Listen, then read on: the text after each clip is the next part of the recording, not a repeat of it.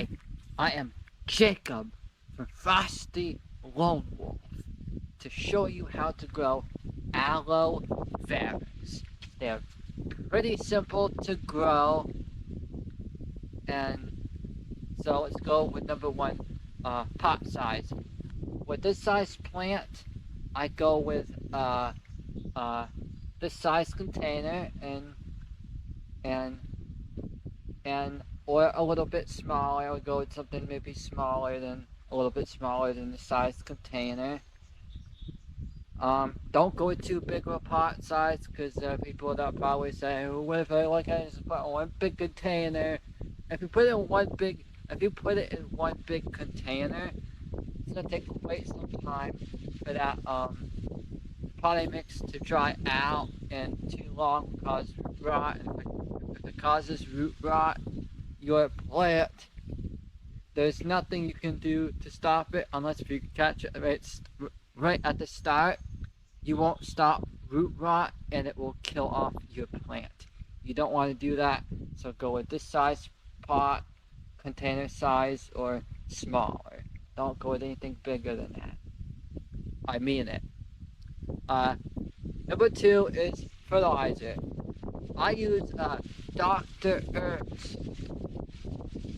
I use a Dr. Earth's 444 fertilizer. And that seems to do the trick. You can use whatever fertilizer you want. It doesn't have to be Dr. Earth's. That's just what I use. So now on to 3. Watering.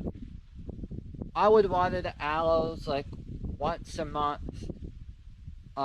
Indoors, I would water them like once a month. Yeah, but just be sure you put your finger down 1/2 an inch to see if it's dry. If it's dry, 1/2 inch down deep, then water it. If it's still moist, don't water it. Now to 4 would be heat. Give it plenty of heat. Aloes like heat. They don't like the cold. So if you bring them outdoors for the growing season, be sure that you bring them indoors for the winter. 5 would be lighting. Give them enough light. They need enough light.